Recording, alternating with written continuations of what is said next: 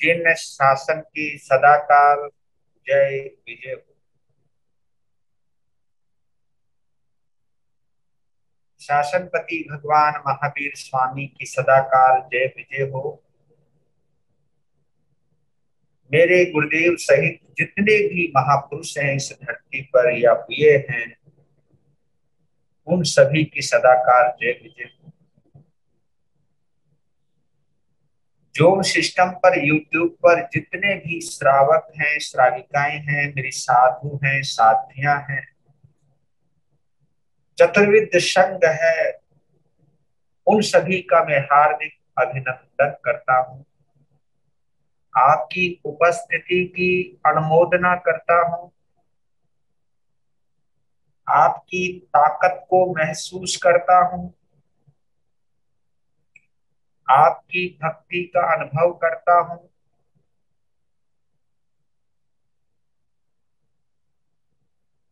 और आप इस वक्त जिन शासन की सेवा में उपस्थित हो, ऐसा महसूस करता हूं।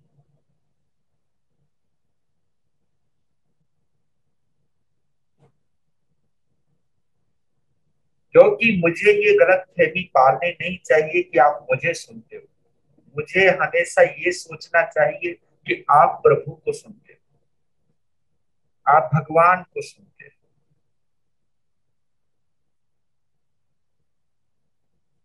आप एक दिल को सुनते हो और दिल से सुनते हो। एक धर्म को सुनते हो और धर्म से सुनते हो।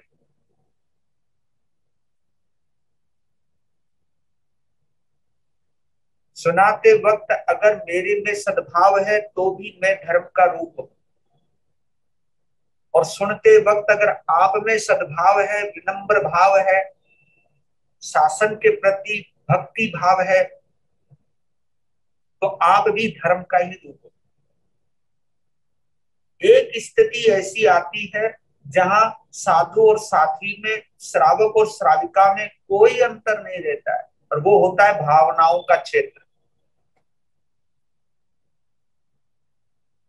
व्यवहार में आप गृहस्थ हैं, व्यवहार में हम संत हैं, लेकिन भावनाओं के क्षेत्र में हम एक मेक हैं।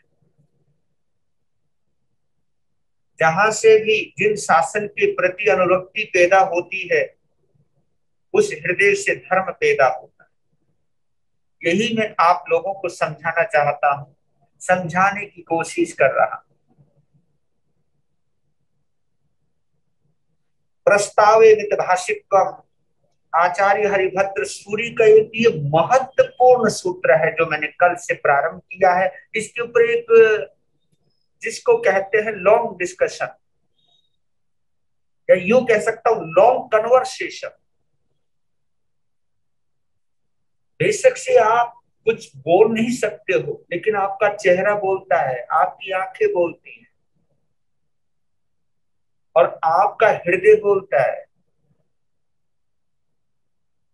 इसे हम भी महसूस कर सकते हैं।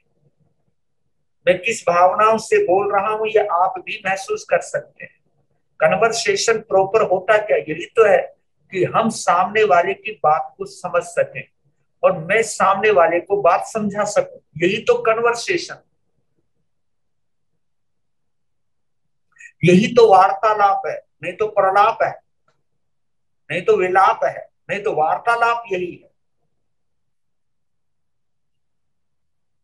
तो कल हमने अनुशासन की बात की, और उस अनुशासन को हम आज घटित कर रहे हैं अपनी जिह्वा पर।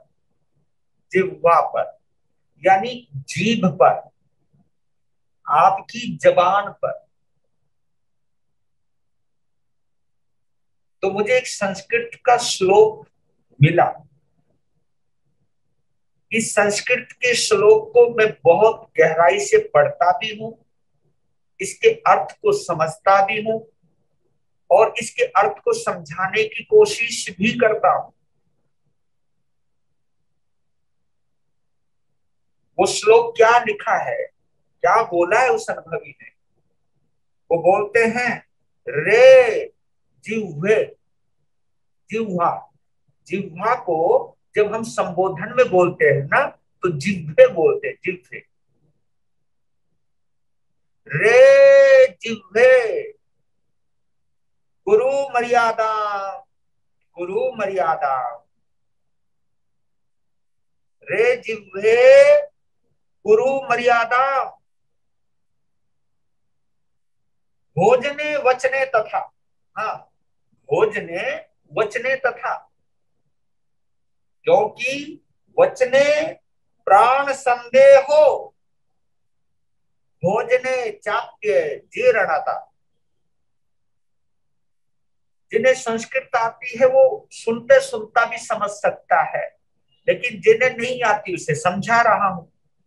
तो कवि क्या बोलता है संस्कृत का कि रे जिह्वे कुरु मर्यादा, री जी बड़ी, री जबान थोड़ी, अपने पर लगाम रख, गुरु मर्यादा, मर्यादा में रहे। इसको हम अपनी तुम्हारी भाषा में बोले तो ये कह रहा है कवि कि री जबान तू अपनी औकात में रह, औकात में रह, अपनी अपनी मर्यादा में रह। किस किस में? भोजने वचने तथा, याद रख। हाँ, याद रख, एक तो भोजन में और एक बोलने में मर्यादा रख, मर्यादा रख, संयम रख, कंट्रोल कर।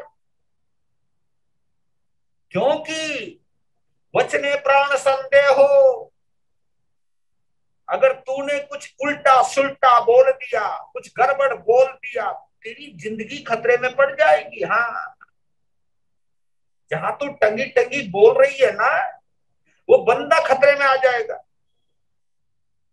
वचने प्राण संदेह हो, ये जबान है कि आदमी को मुसीबत में डाल देती है, बैठे बैठा है, बैठे बैठा है मुसीबत में डाल देती है। ये आपकी जबान, मेरी जबान। वचने प्राण संदेह हो, और ऊपर से भोजने चाप्य जीर्णता, अगर तुमने अंट संट खा लिया ना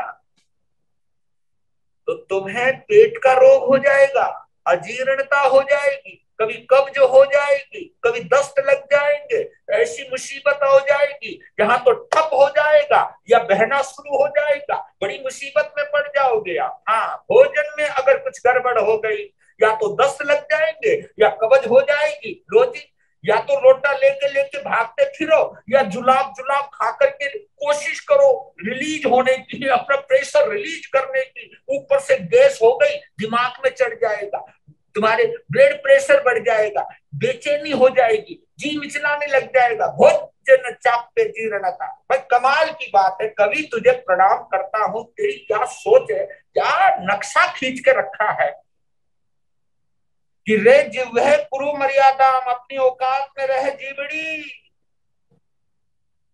खाने में और बोलने में। और ये आप मानोगे ना, इस बात को तो तुम दिल से स्वीकार करोगे कि जब ये जबान बेलगाम होती है ना, चाहे वो खाना हो और चाहे वो बोलना हो, समझो खतरे में डालने वाली ही है आपको।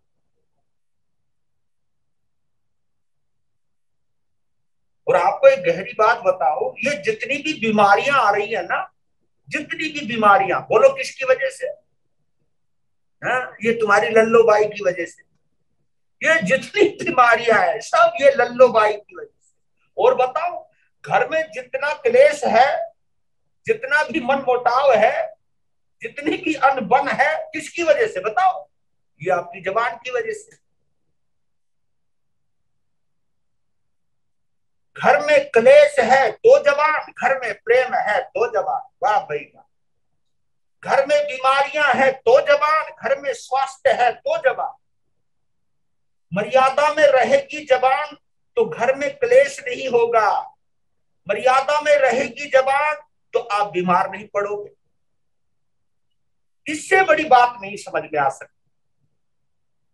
कभी भी चिंतन किया करो, सोचा करो अपनी मुसीबत की वजह क्या है, लोग खाने को बोलते, मैं कहता हूं कि नहीं, खाने को मत बोलो, खाना आपके मुंह में कोई गया अपने आप, हमने डाला है। और उस खाने को देखकर लार जो टपकी है, वो भोजन ने नहीं टपकाई, वो तुम्हारे मुंह ने टपकाई है, तुम्हारी जीभ ने टपकाई। यार क्या करें, डॉक्टर ने मना कर रखी शुगर की बीमारी, मीठा खाना नहीं, और जब वो रसगुल्ला देखते हैं, रसमलाई देखते हैं, देखते रह जाते। और कभी एक और मुसीबत, जिनको शुगर की बीमारी होती है ना, मीठा ज्यादा ही अच्छा लगे उन्हें, जो खाना नहीं, क्योंकि जिसको भी हम मना करते हैं ना, उसके प्रति एक आकर्षण सा हो जाता है, मतलब ये मना क्यों कर दिया, अपनी मर्जी से ना खाओ चलेगा, लेकिन मना अगर कर दिया, ऐसा लगता है जैसे यार कोई मुसीबत आ गई।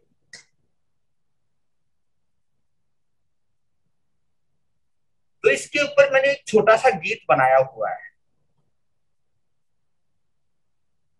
कहो तो सुना दूं, क्योंकि गीत के बिना तो हम बढ़ते नहीं आगे। तो एक गीत है, पहले भी सुना होगा, एक बार फिर सुन लो। कुछ नए श्रोता भी हैं इसमें, जूम की वजह से, यूट्यूब की वजह से। तो गीत के बोल हैं, सुनिए जरा गौर से। वही गुरु मर्यादा, जबान को लगाम दो, उसी के ऊपर। तो लेकर बोलो सदा, तो लेकर बोलो सदा, वाणी की पूरी मार है। तो लेकर बोलो सदा, वाणी की पूरी मार है। दो दिलों के बीच में, दो दिलों के बीच में ये खींचती दीवार है। दो दिलों के बीच में ये खींचती दीवार है। तोल कर बोलो सदा, वाणी की बुरी मार है। अपना गुलशन, गुलशन यानी बगीचा, बगिया, हरी भरी बगिया, मोहब्बत की बगिया। अपना गुलशन क्यों जाड़ो, इस वचन की मार से। अपना गुलशन क्यों जाड़ो, इस वचन की मार से। दिल की दौलत तुम लुटाओ, इस हृदय उदार से। दिल की दौलत तुम लुटाओ, इस हृदय उदार से। प्यार की दौलत के आगे स्वर्ग भी बेकार है। प्यार की दौलत के आगे स्वर्ग भी बेकार है। तोल कर बोलो सदा, वाणी की बुरी मार है। तोल कर बोलो सदा, वाणी की बुरी मार है।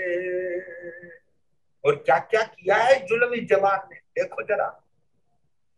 कितनों को विधवा बनाया, इसे वचन की मार ने।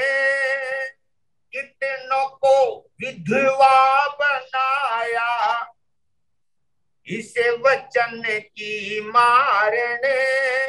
कितनी गोदे सोनी कर दी, इस वचन तलवार ने।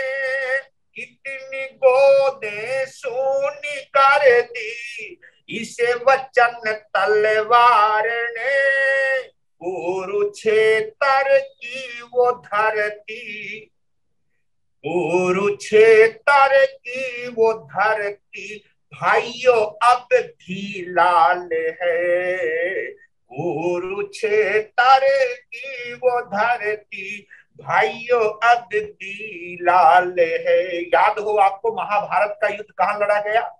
कुरुक्षेत्र के मैदान में। और वो कुरुक्षेत्र के मैदान में जो खून की होली खेली गई या खून बहाया गया, उसके पीछे क्या, किसका खेल है? किसका? जवान का। यही तो बोला था मजाक में द्रौपदी ने दुर्योधन की हालत देख के, हैं आखिर होते अंधे के अंधे ही हैं, ये साबित हो गया। और खिलखिला के हंस पड़ी। हाँ। और वो शब्द चुप गए, चुप गए, क्योंकि वो मायावी महल में घूम रहे थे। जहां आग लग रही है तो बच के चल रहा है, और जहां पानी दिखाई दे रहा है वहां अपने कपड़े ऊपर उठाते चल रहा है, तो लगता पानी है नहीं, दिखाई ऐसा देते। उसको मायावी महल, मायावी महल ऐसा जल जला है वहां पर। और उसका ये नाटक मुटक देखा तो उससे रहा नहीं गया, रहा नहीं गया द्रौपदी से। निकल गई जबान मजाक में, महंगी पड़ गई जबान पूरे खानदान को कि अंधों के अंधे हुआ करते हैं। और ये कहकर के जब हंसी है और पीड़ा, और संकल्प कर लिया उसी समय दुर्योधन ने कि इसके अहंकार को मिटा कर रहूंगा, इसकी अकड़ खत्म करके रहूंगा। जो इसने मेरे सीने में ताने का तीर मारा है और जिससे मैं घायल हुआ हूं, इसको लहू लुहान ना कर दिया तो मेरा नाम भी दुर्योधन है। ये जवान है, जवान। तोल कर बोलो सदा, वाणी की बुरी मार है। तोल कर बोलो सदा, वाणी की बुरी मार है। दो दिलों के बीच में ये खींचती दीवार है। आखिरी में क्या बोला है? तीर या बंदूक का तो घाव भर ही जाता है। तीर या बंदूक का तो घाव भर ही जाता है। विष बुझे वचनों से प्राणी जन्मों तक दुख पाता है। विष बुझे वचनों से प्राणी जन्मों तक दुख पाता है। दिल को रमणीक तुम बनाओ, कर प्रभु से प्यार है। दिल को रमणीक तुम बनाओ, कर प्रभु से प्यार है। तोल कर बोलो सदा, वाणी की बुरी मार है। दो दिलों के बीच में ये खींचती दीवार है। तोल कर बोलो सदा, वाणी की बुरी मार है। सोच समझ कर बोलना, यही जबान का मोल है भाई। बेवजह बोलना और बेलगाम बोलना, आप कभी भी अपने आप को, अपने परिवार को कभी भी खतरे में डाल सकते हो, कभी भी खतरे में डाल सकते हो। मैं जब हिटलर की ऑटोबायोग्राफी पढ़ रहा था,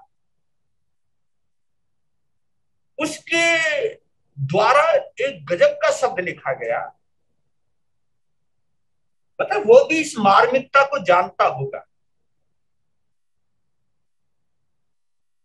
तो उसने, वो चाहे कैसा था उसका पर्सनल कैरेक्टर, में उसमें जाना नहीं चाहता हूं, लेकिन ऑटोबायोग्राफी की एक लाइन ने बड़ा प्रभावित किया मुझे। वहां वो लिखता है बंदा, आपकी जो ये जबान है ना, हमारी और तुम्हारी ये जो जबान है, ये केवल 3 इंच की है। 3 इंच की। कितने? ये 3 इंच की जबान है। और ये 3 इंच की जबान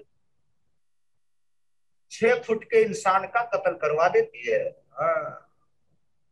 आदमी 6 फुट का, जवान 3 इंच की, और ये 3 इंच की जवान 6 फुट के इंसान के लिए भारी पड़ जाती है। ये तो मानोगे ना, बस गर्दन थोड़ी बहुत हिलाते रहो भैया, हम यहाँ पूरा जोर लगा रहे, और वहां तुम आराम से सुन रहे, मैं रोटियां कोई खिला रहा हूँ भाई, और रोटी की ऐसी कोई खिला रहा हूँ रोटी कि जिसमें कोई स्वाद ही नहीं हो, आयन तो करवा नहीं रहा मैं भाई, भोजन इतना बढ़िया बना रहा हूँ, कुछ कानों में डाल रहा हूँ, तो थोड़ी बहुत थोड़ा सा कमेंट से तुम्हारे चेहरे से अगर आता रहे तो मुझे लगे कि हाँ भैया, जिंदगी का एक ऐसा महत्वपूर्ण पक्ष या महत्वपूर्ण संदेश आपके हृदय तक डिलीवर करने का प्रयास कर रहा हूं।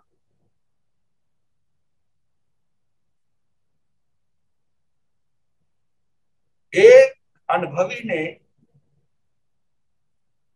जो मैंने अभी बात कही हिटलर वाली, उसी से मिलती जुलती बात एक कवि ने भी कही। उस कवि ने क्या कहा, दांत दांत दांत जीभ से यूं कहे,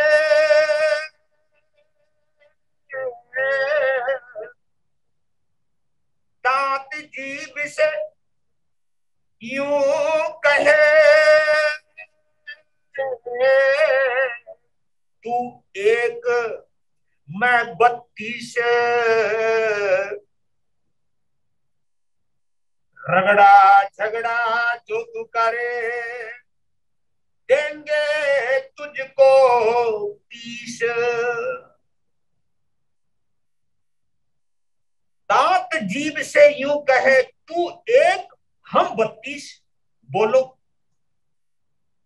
दांत जीभ से यूं कहे तू एक, हम 32, ये रगड़ा झगड़ा जो तू करे, देंगे तुझको 20। क्योंकि आदमी खाते खाते लपर लपर करता है, लपर लपर, और लपर लपर करते करते खाने में कभी स्वाद सा ज्यादा आ जाए ना, और तुम्हारी ये जबान चंचल होके इधर उधर घूमने लग जाए, और दांत भी चलते रहे और जीभ भी चलती रहे, और उस वक्त अगर जीभ दो दांतों के बीच में अगर आ जाए, आए हाय, भोजन का स्वाद खत्म, हाय हाय। और आपके जीवन में कभी ना कभी ये शानदार भोजन जिसको कहते हो, मजेदार भोजन जिसको कहते हो, मसालेदार भोजन जिसको कहते हो, ये ज्यादा अच्छा शब्द है, मसालेदार। क्योंकि मैंने आज तक आयन का भोजन करते हुए किसी की जीभ कटते हुए नहीं देखी, आज तक नहीं देखी भाई। ये जीभ कटी है पता नहीं, या तो किसी ढाबे पर, या किसी पार्टी में, या किसी शादी विवाह की पार्टी में, कई आइटम में, क्योंकि देख देख के अब खाए भी जा रहे और देखे भी जा रहे। यूं नहीं कि जो खा रहे उसे चुपचाप खा लो, खा भी रहे, देख भी रहे, और बीच में लार टपक गई, और लार टपक की जीभ बाहर आ गई, और दांत चल ही रहे हैं भैया, गड़ासा तो चल ही रहा है ना, और उसके बीच में अगर जीभ आ गई तो ओहो। जब ये बात सुनी, दांतों की अकड़, दांतों की अकड़ जब देखी कि सुन ए जीवड़ी, तू अकेली है, हम 32 हैं, अगर कहीं बीच में फंस गई ना तू, तो तुझे पीस के रख देंगे।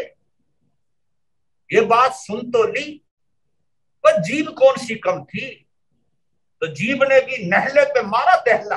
हाँ, तुम भी मार देते हो कभी नहले पे दहला, इसको कहते हैं, जो मैं अब सुनाने जा रहा हूं, इसको कहते हैं नहले पे दहला।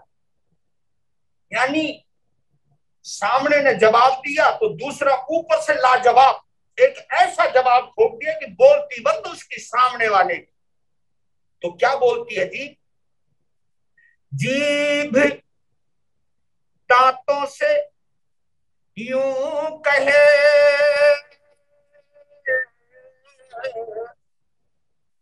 जीभ दांतों से यूं कहे, तुम हो चाहे 50, एक बात ऐसी कहूं मुंह से देऊं उठी, काश। जीव ने कहा, काय को इतना अकड़ते हो रे? हाँ, काय को अकड़ रहे हो तुम इतना? जीव दांतों से यूं कहे, चाहे तुम हो 50, तो तुम 32 की बात करते हो, मैं एक बात और कह रही, चाहे तुम 50 भी क्यों ना रहो तो भी मुझे कोई परवाह नहीं।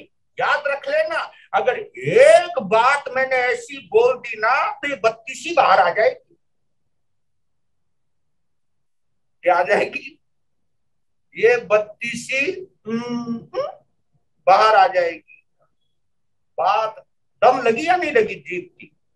क्योंकि जब कभी झगड़ा होता ना, बोल चाली में झगड़ा, और किसी ने टेक दिया जबड़े पर, तो जबड़ा बार, दांत बार।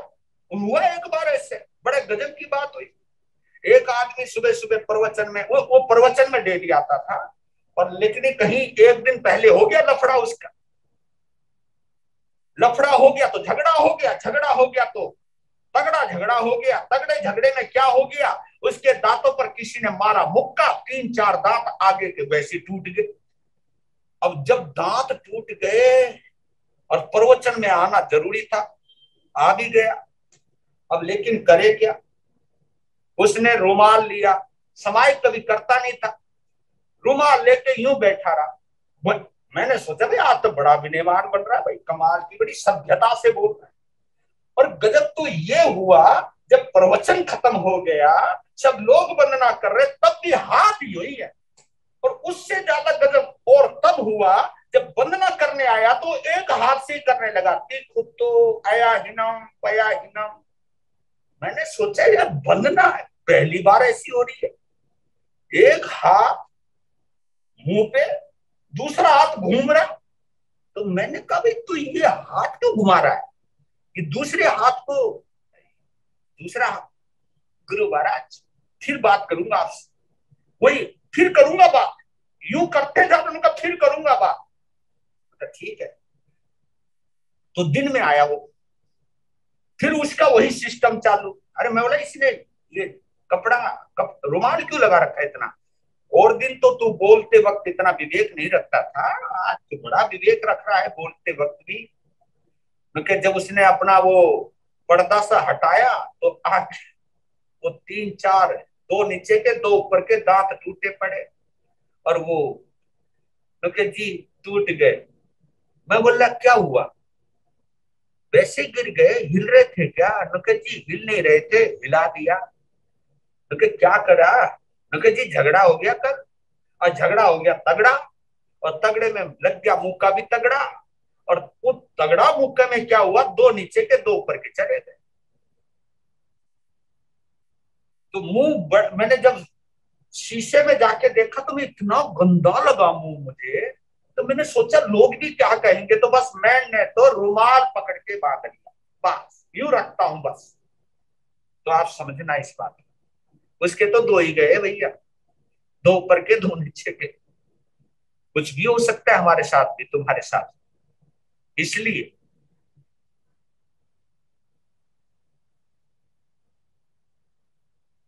जीव अगर कोमल है, वैसे जीव का स्वभाव कोमल ही है। कितनी मुलायम होती ना जीव। कितनी गजब की बात कही एक ने, कि जीभ पर अगर चोट लग जाए, जीभ पर अगर चोट लग जाए तो वो जल्दी भर जाती है, और लेकिन जीभ से अगर किसी को चोट लग जाए तो वो चोट कभी नहीं भरती। इतना फर्क है।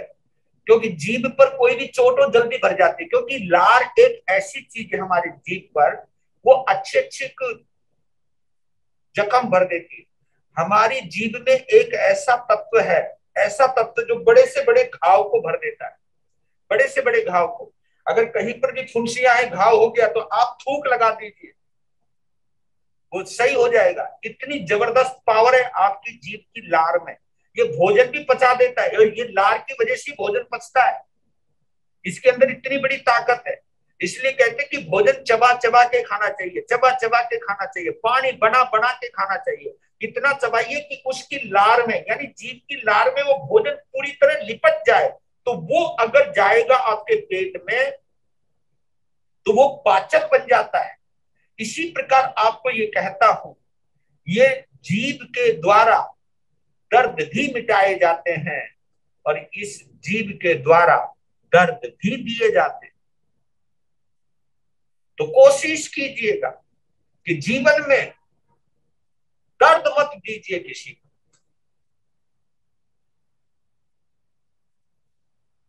कबीर साहब आपकी और तुम्हारी, हमारी और तुम्हारी जीभ का एक मोल बता रहे हैं। मोल यानी कीमत। और मैं बाद में बताता हूं इसकी कीमत क्या है, पहले सुन लीजिए। और आज मैंने एक नियम भी करवाया है, कई लोगों को याद भी होगा। आज याद है क्या नियम करवाया था सुबह? किसी को गाली नहीं देना, अपशब्द नहीं बोलना, ये आज नियम करवाया था मैं, और कईयों ने पालन भी किया है। और ये भी पक्की बात है, जिन्होंने पालन किया होगा आज उनका दिन बड़ा अच्छा गुजरा होगा। हाँ, क्योंकि ना कहा होगा और ना सुना होगा। देखो कितना गजब की बात है, जब तुमने किसी को कहा नहीं होगा, किसी को गाली दी नहीं होगी, तो कोई तुम्हें भी गाली देने वाला नहीं। गाली से गाली का जन्म होता है और गीत से गीत का जन्म होता है।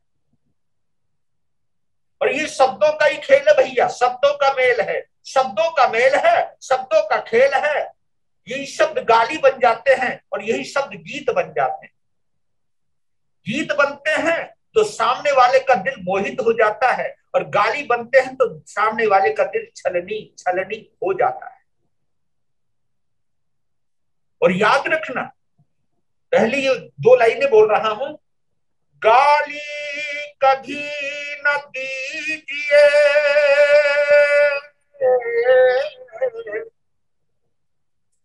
वृथा न बोले बोले, झूठ वचन निंदा तजो, यही जीभ का बोल है। गाली कभी ना दीजिए, वृथा ना बोले बोल, वृथा यानी व्यर्थ में, बिना मतलब। गाली कभी ना दीजिए, वृथा ना बोले बोल, झूठ वचन निंदा तजो, यही जीभ का बोल। ये आपकी जीभ की कीमत है, कीमत, ये वैल्यू है आपकी जीभ की। और ये जीभ की वैल्यू अगर तुमने समझ ली तो समाज में आपकी भी वैल्यू बढ़ने वाली है, आपकी भी कीमत बढ़ने वाली है। समाज में अगर किसी की वैल्यू घटती है, किसी की इज्जत कब होती है, किसी की कीमत कब होती है, तो उसमें किसका ज्यादा रोल है बताओ? आपकी जबान का ही ना। अगर समाज में आपकी कीमत बढ़ती है, इज्जत बढ़ती है, सम्मान बढ़ता है, तो उस सम्मान को बढ़ाने में भी किसका हाथ है? आपकी जबान का ही तो है, जबान का ही खेल है मेरे बंधु। इसलिए कहते हैं कि जिंदगी के अंदर एक विश्वास रखो, जो अच्छे घर का है, जो कुल और खानदान का है, जिसकी आस्था महावीर में है, जिसकी आस्था राम में है, जिनकी आस्था श्री कृष्ण में है, मोहम्मद में है, पैगंबर में है, कबीर में है, नानक में है, फरीद में है, चाहे कुछ भी हो दुनिया का। या दूसरी बात और कहूं आपको, जिसने किसी को भी गुरु बना रखा है, यानी जिसने गुरु मंत्र ले रखा है, उस व्यक्ति को कभी गाली नहीं देनी चाहिए, उस व्यक्ति को कभी मांस नहीं खाना चाहिए, उस व्यक्ति को कभी शराब नहीं पीनी चाहिए, उस व्यक्ति को कभी गुटखा भी नहीं खाना चाहिए। हाँ, उस व्यक्ति को अभक्ष्य भोजन का सेवन नहीं करना चाहिए, ना ही अभक्ष्य खाना चाहिए और ना ही कटु बोलना चाहिए। क्योंकि ये जीभ दो बार गलती करती है, स्वाद में और लापरवाही में। जब स्वाद आता है ना तो हम क्या खा रहे ये भी नहीं सोच पाते, और जब क्रोध आता है ना तब ये भी नहीं सोच पाते क्या बोल रहे हैं। स्वाद में पता नहीं चलता क्या खा रहे हो, और क्रोध में ये पता नहीं चलता क्या बोल रहे हो। इसलिए तो बोलते हैं कि an angry man open his mouth and shut his eyes. जब आदमी क्रोध की अवस्था में होता है, an angry man open his mouth and shut his eyes.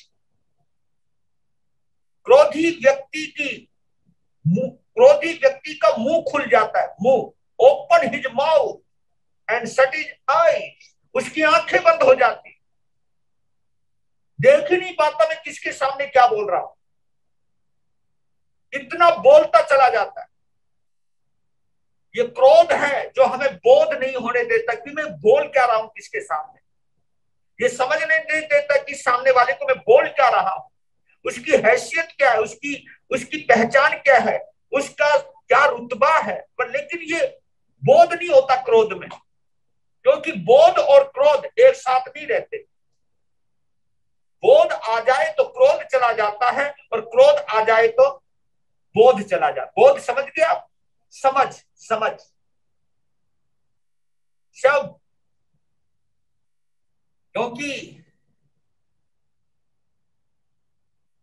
एक चीज और बताता हूं आपको, फिर एक बात और कहता हूं। मैंने एक जगह पढ़ा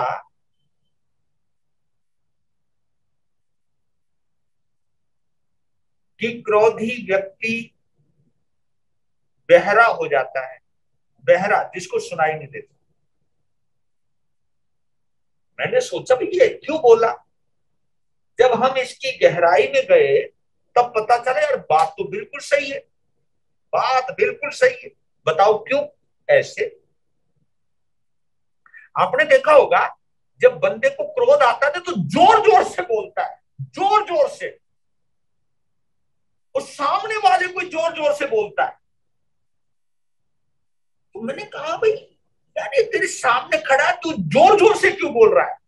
नुका जी इसलिए बोल रहा हूं ताकि ये सुन ले। है सुन ले, कान तो ठीक है इसके। तब पता लगा कि आदमी सामने वाले को बहरा समझता है और जोर जोर से बोलता है, क्योंकि क्रोध में देख लेना आपकी आवाज बढ़ जाएगी, आवाज ऊंची हो जाए, एकदम हो तेरा भला हो, ऐसे बोलना जैसे बंदा बहुत दूर हो, बहुत दूर हो। क्योंकि क्रोध में बंदा दूर महसूस करता है। अगर जब हम किसी को दूर महसूस करते हैं तभी तो क्रोध आएगा, और जब हम किसी को अपने बहुत नजदीक महसूस करते हैं तो प्रेम आएगा। तो ये प्रेम, प्रेम में आदमी नजदीक महसूस करता है, और क्रोध में आदमी दूर महसूस करता है, दूर। तभी तो जोर जोर से बोलने लगता है, क्योंकि दूर खड़े हुए इंसान को ही जोर से बोला जाता है, पास में वाले इंसान को तो जोर से नहीं बोला जाता है। अब पता नहीं इसका भाव आप समझे या नहीं समझे। भाव यही है कि, और इतनी गजब की बात है, तुम कितने भी जोर से बोल लो तब तो भी सामने वाले को समझ में नहीं आता, क्योंकि क्रोध में कोई तुम्हारी सुनने को तैयार ही नहीं है। मानना तो बहुत दूर की बात है, तुम्हारी कोई सुनने को भी तैयार नहीं है। उसी बात को प्रेम से कहोगे तो जल्दी समझ में आती है, और प्रेम से समझाओगे तो आपके शब्दों में कोमलता होती है, आपके शब्दों में मिठास होती है। और क्रोध एक ऐसी स्थिति होती है कि जिसमें क्रोध के अंदर शब्दों में कठोरता आ जाती है, और शब्द ऐसे लगते हैं जैसे कोई पत्थर मार रहा हो, है ना। क्रोध में ऐसे लगता है जैसे कोई पत्थर मार रहा है। और प्रेम में जब आदमी बोलता है तो ऐसा महसूस होता है जैसे कोई मिश्री डाल रहा है, कोई मिश्री, मीठी सी आवाज, आहा इतना, और मोहित कर लेती है। और मैं बात बता रहा हूं आपको, प्रेम जितना जितना गहरा होता जाता है, आदमी को बोलने की जरूरत पड़ती नहीं। हाँ, पड़ती नहीं जी। प्रेम की भाषा ही ऐसी होती है, कोई भी समझ जाता है, बहुत जल्दी समझ जाता है। प्रेम की भाषा बड़ी जबरदस्त। हम प्रेम में किसी को देखते हैं तो देखने वाला समझ जाता है इसके दिल में क्या है, और बिना बोले समझ जाता है वो। प्रेम जब गहरा होता है तो हमें बोलने की जरूरत नहीं पड़ती, हम पढ़ने लग जाते हैं, समझने लग जाते हैं। प्रेम हमें इतना समझदार बना देता है, इतना समझदार बना देता है कि तुम्हारी धड़कनों में क्या धड़क रहा है, तुम्हारे अंदर क्या चल रहा है, उसको भी पढ़ने की ताकत अगर किसी में है तो वो मोहब्बत में, वो प्रेम में। वो प्रेम ही बतला देता, आपकी दिल की बात तक पहुंचा देता है। प्रेम वो ताकत है। और क्रोध एक ऐसी चीज है, सामने बोलते भी रहो तो भी समझ में नहीं आता है। इसलिए मेरे बंधुओं, शब्दों में कोमलता रखिए, और कोमलता तब आएगी जब आपकी दिल में प्रेम होगा, क्योंकि प्रेम में शब्द कोमल बन जाते हैं और क्रोध में शब्द कठोर बन जाते हैं।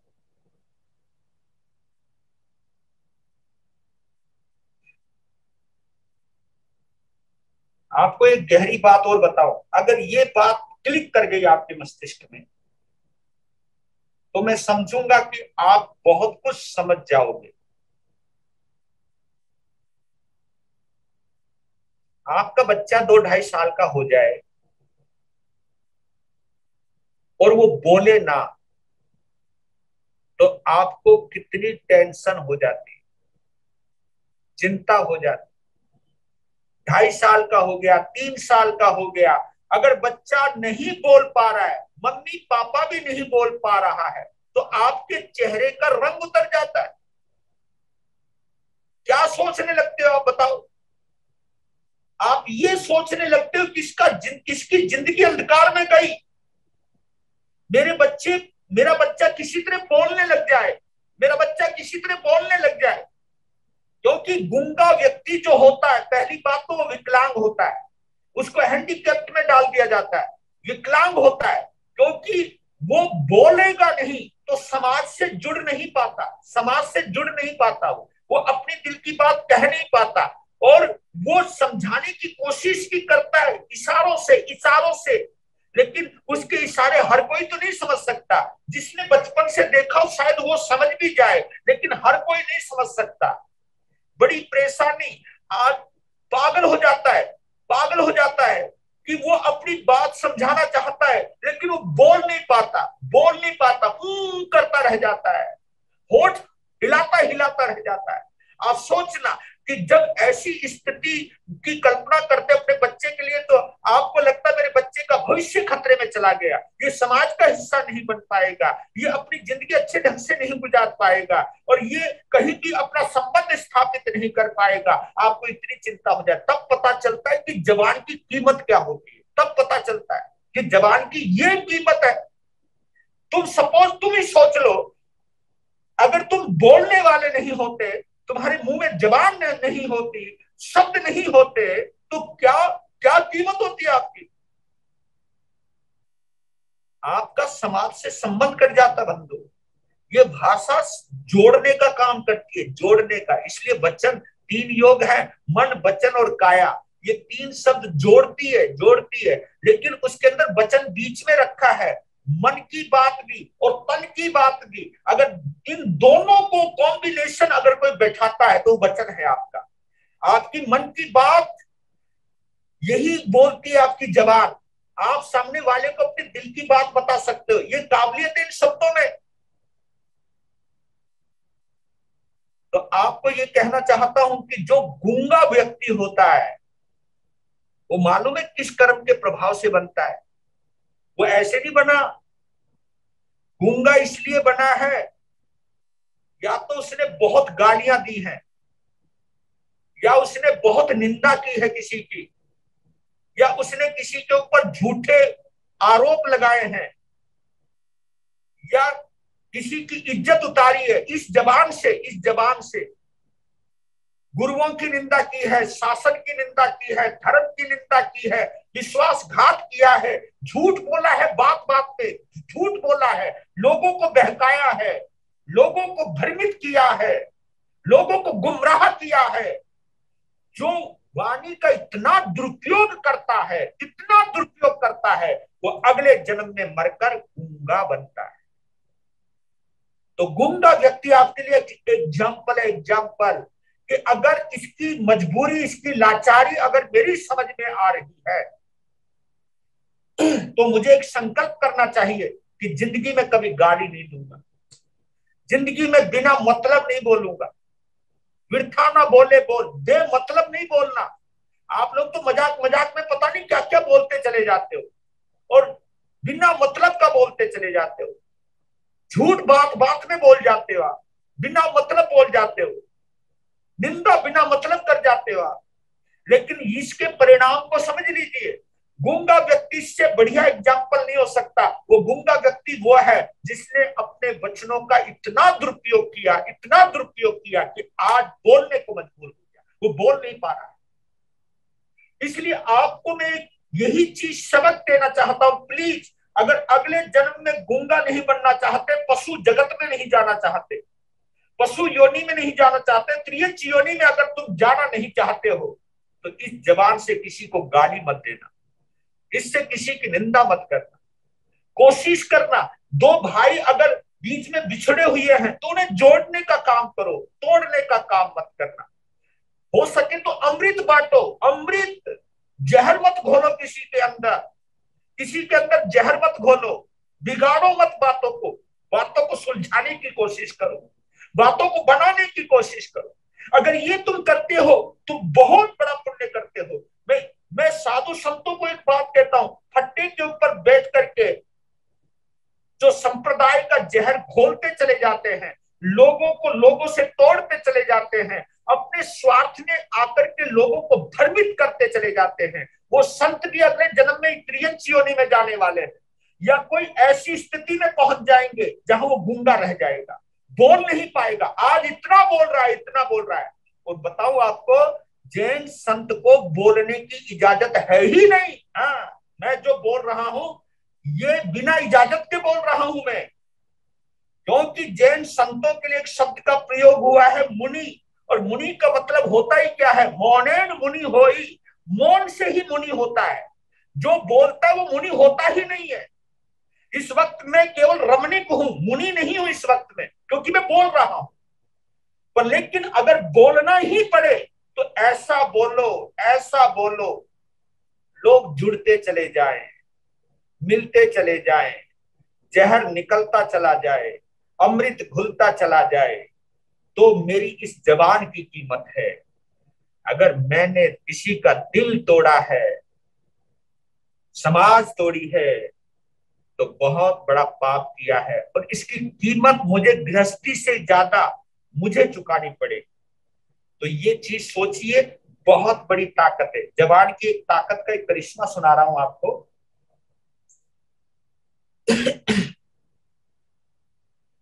राजस्थान का एक शहर का नाम है सवाई माधोपुर।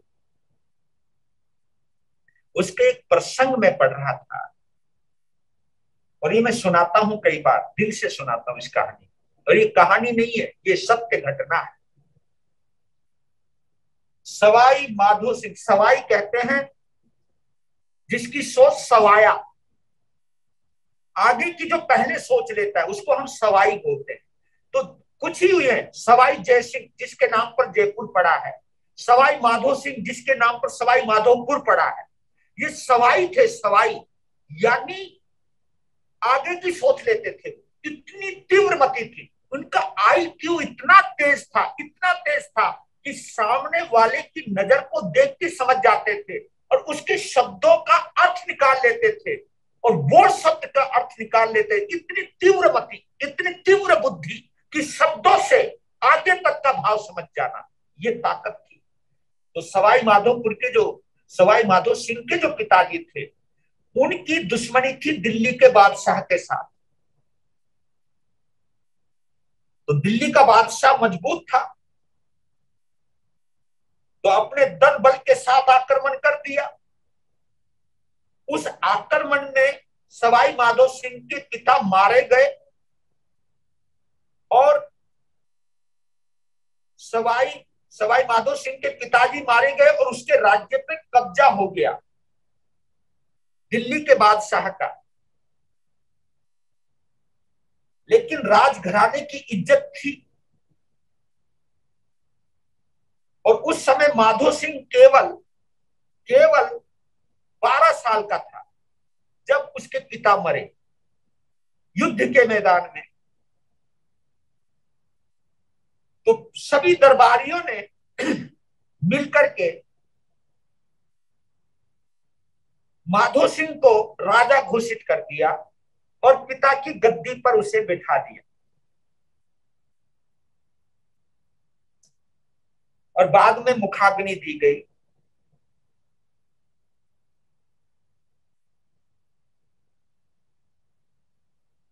ये खबर मिली दिल्ली के बादशाह को कि उसके 12 साल के लड़के को राजा बना दिया है वहां की जनता ने।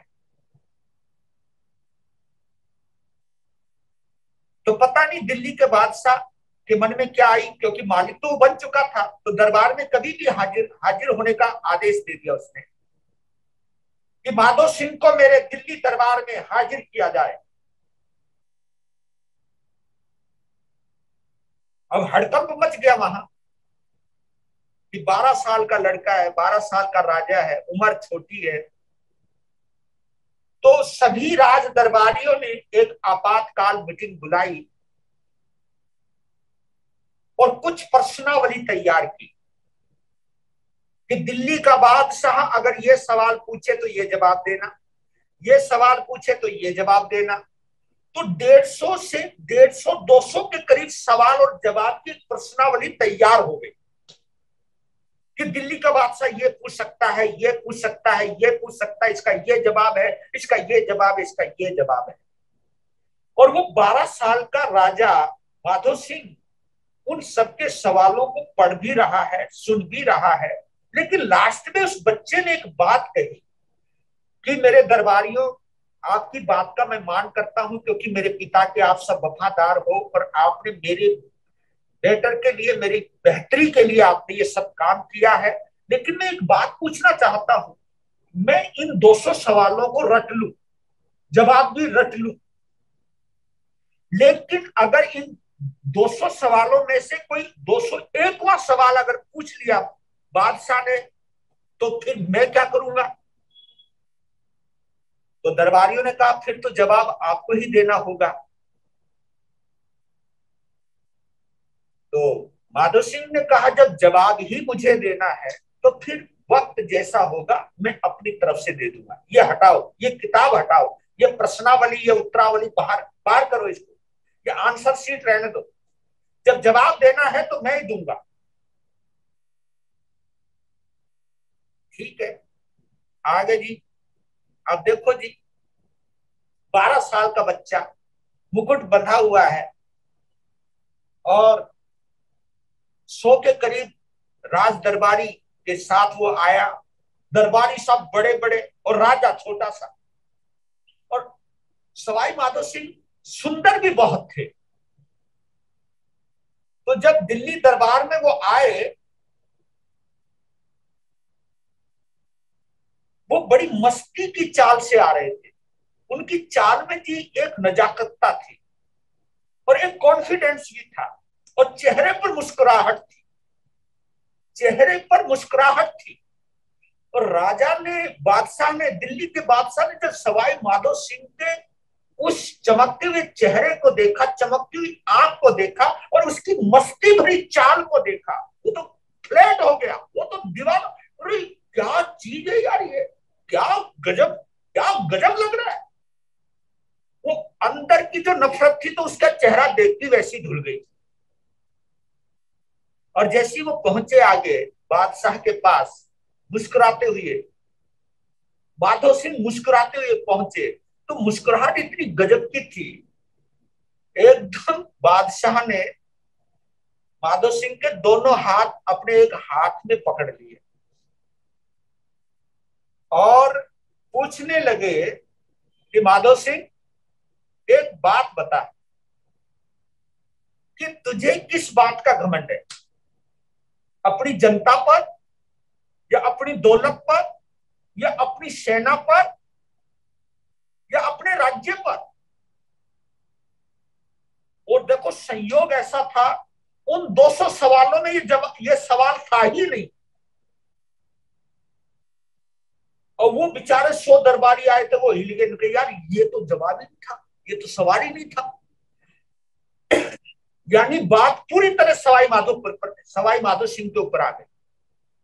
तो सवाई माधो सिंह क्या जवाब देता है? देखो 12 साल के बच्चे का जवाब सुनिए आप।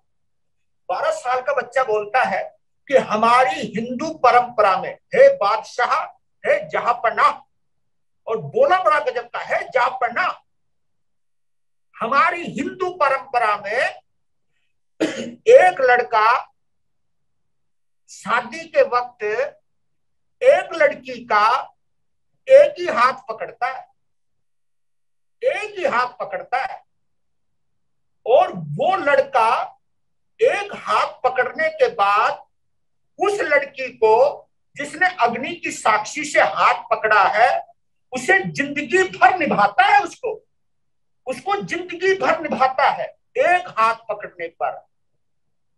और आपने तो कमाल कर दिया, आपने तो मेरे दोनों हाथ पकड़ लिए, और जिसने मेरे दोनों हाथ पकड़ लिए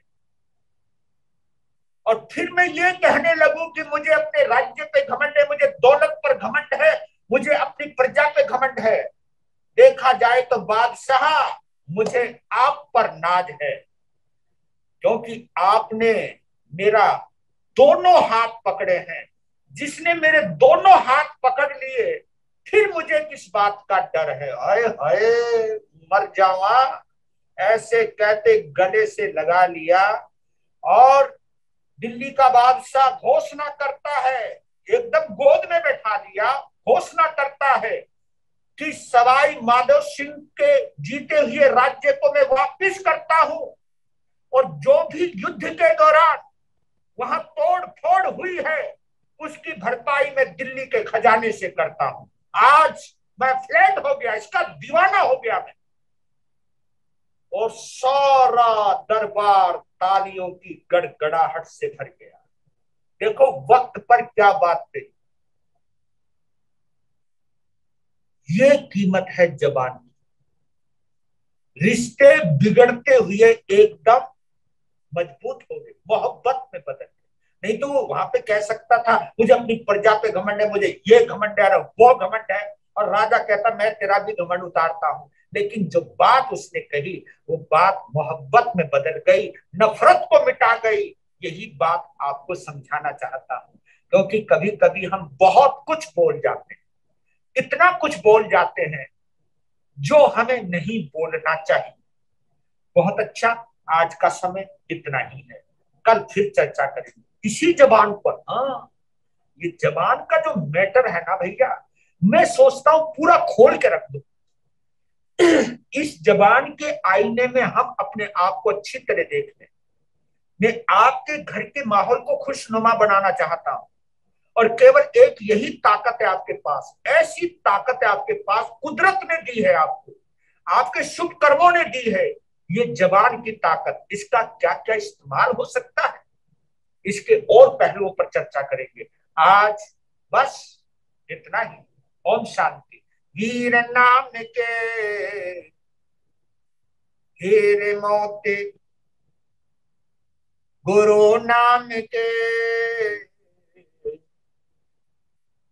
हीरे मोती, मैं बिखराऊं गले गले, ले लो रे कोई राम का प्यारा, शोर मचाऊं गली गले, ले लो रे कोई गुरु का प्यारा, शोर मचाऊं गली गली। जिसने ये सब मोती लूटे, वो तो माला माल हुए, दौलत के जो बने पुजारी, आखिर वो कंगाल हुए।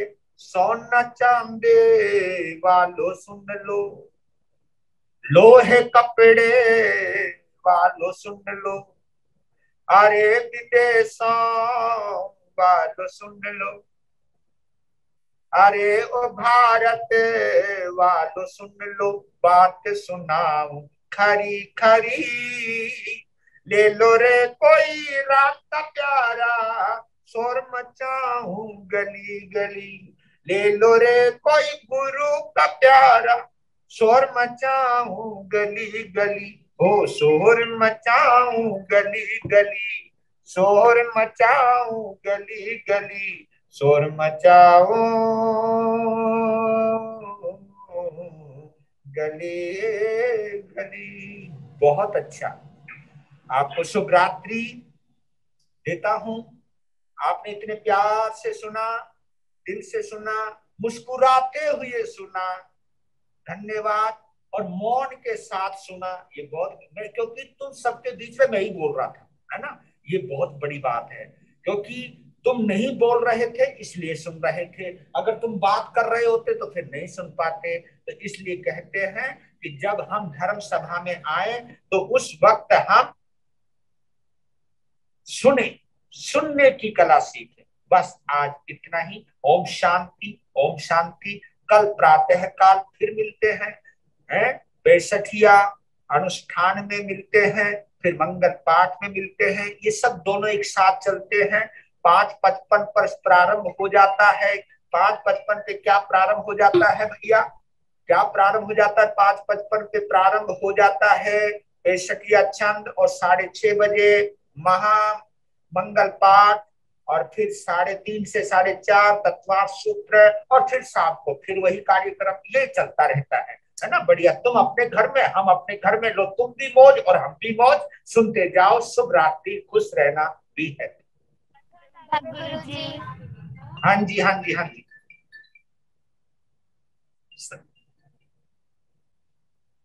बहुत अच्छे लग रहे। नमो अरिहंताणम, हाँ, नमो सिद्धाणम, नमो आयर्याणम, नमो वज्रायाणम, नमो लोहे सौवसाहुनम, चैता भारंबा संचक्रवट्टी मही धियो, संति संति करे लोए पत्तो गई मनुत्तरम, श्री चत्तारि मंगलम, अरिहंता मंगलम, सिद्धा मंगलम, साहु मंगलम, केवली पन्नतो धम्मो मंगलम, चत्तारि योगुत्तमा, अरिहंता लोगुत्तमा, सिद्धा लोगुत्तमा, साहू लोगुत्तमा, केवली पन्नतो धम्मो लोगुत्तमा, चत्तारि शरणं पवज्जामि, अरिहंते शरणं पवज्जामि, सिद्धे शरणं पवज्जामि, साहू शरणं पवज्जामि, केवली पन्नतम धम्मम शरणं पवज्जामि। पहला शरणा अरिहंत जी का, दूसरा शरणा सिद्ध भगवान जी का, तीसरा शरणा साधु जी का, चौथा शरणा धर्म का। ये 4 शरणे दुख हरने, सुख करने, मंगल करने, आनंद करने। शुभ रात्रि।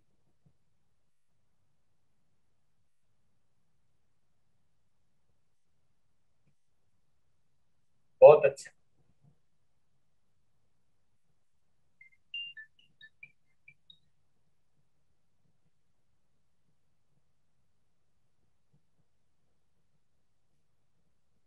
ललित बाबू,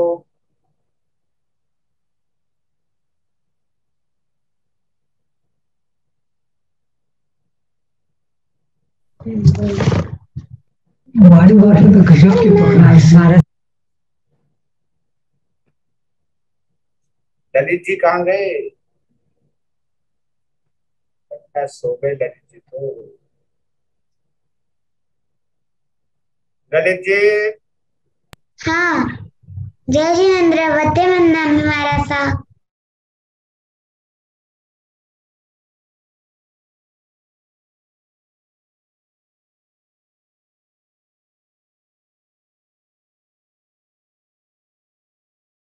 हाँ, वते वंदनामि महाराजा।